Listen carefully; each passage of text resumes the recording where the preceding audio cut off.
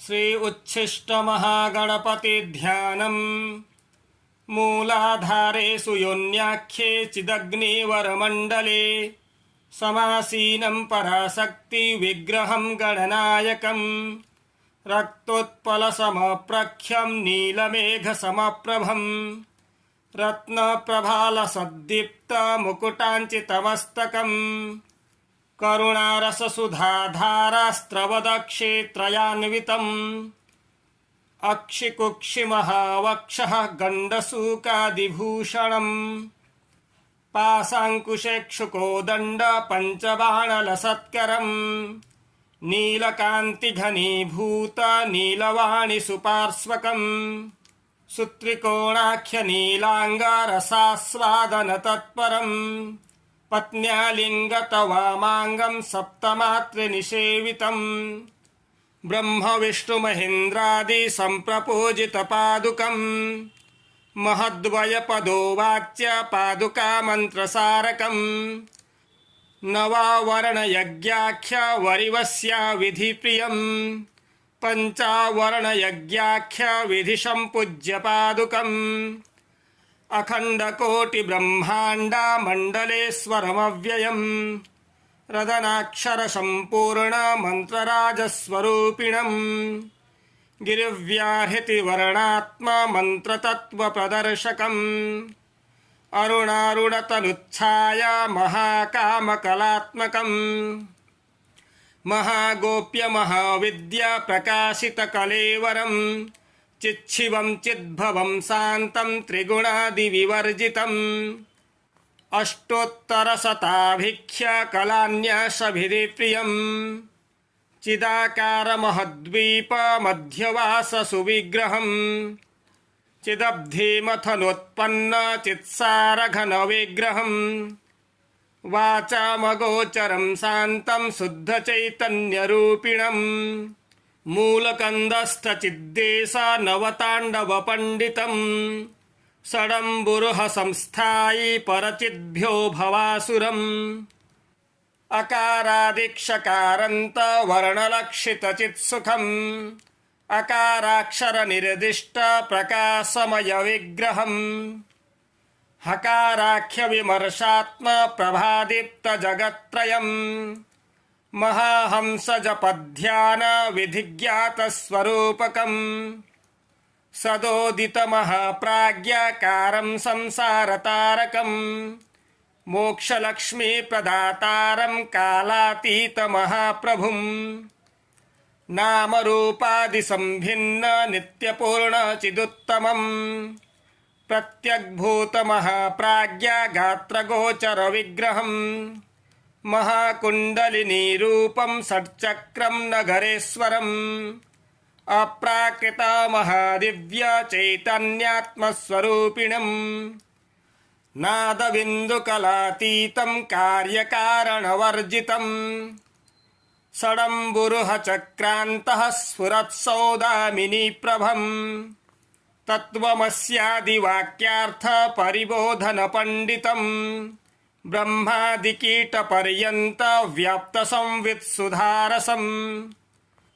इच्छाज्ञानक्रियानन्द सर्वतन्त्रस्वतन्त्रिणम् हृदयग्रन्थिभिद्विद्यादर्शनोत्सुकुमानसम्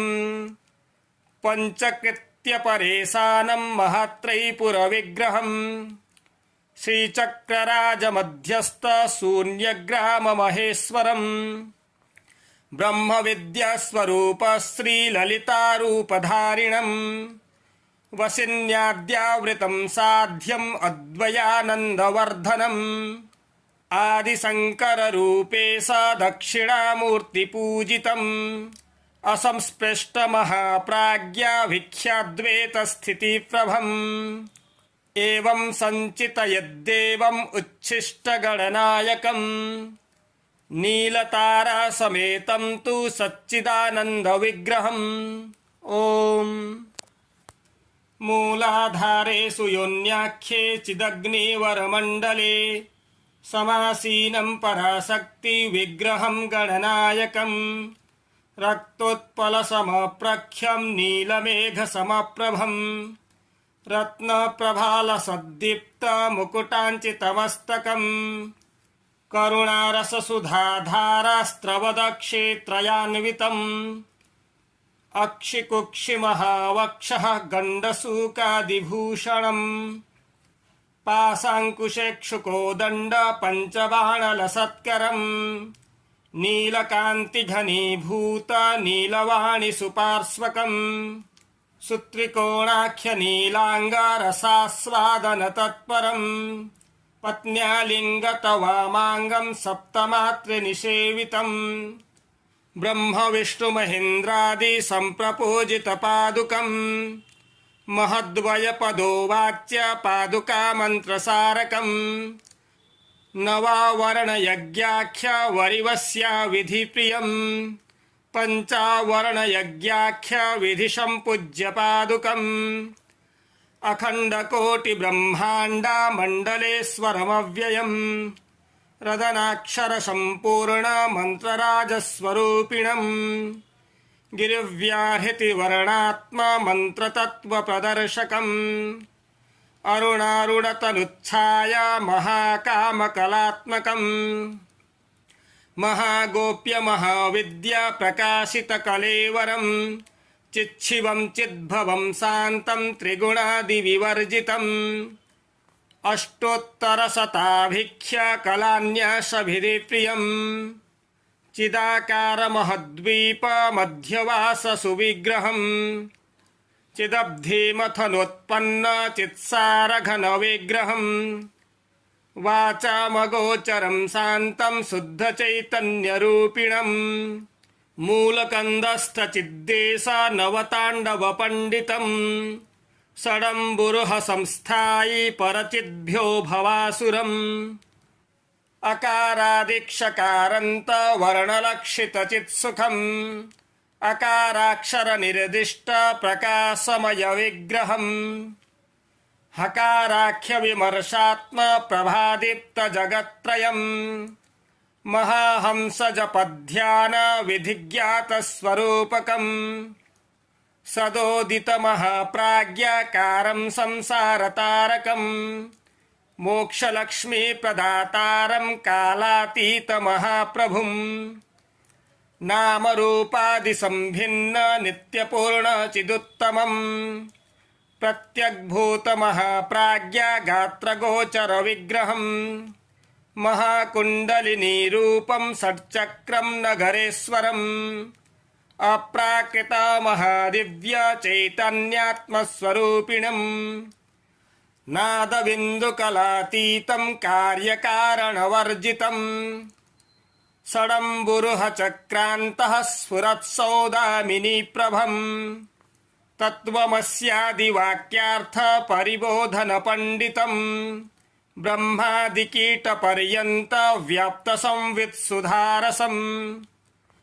इच्छाज्ञानक्रियानन्द सर्वतन्त्रस्वतन्त्रिणम् हृदयग्रन्थिभिद्विद्यादर्शनोत्सुकुमानसम् पञ्चकृत्यपरेशानम् महत्रैपुरविग्रहम् श्रीचक्रराजमध्यस्थ शून्यग्राममहेश्वरम् ब्रह्मविद्यास्वरूप श्रीललितारूपधारिणम् वसिन्याद्यावृतम् साध्यम् अद्वयानन्दवर्धनम् आदिशङ्कररूपेश दक्षिणामूर्तिपूजितम् असंस्पृष्टमहाप्राज्ञाभिख्याद्वैतस्थितिप्रभम् एवम् सञ्चितयद्देवम् उच्छिष्टगणनायकम् नीलतारासमेतम् तु सच्चिदानन्दविग्रहम् ॐ मूलाधारेषु योन्याख्ये चिदग्निवरमण्डले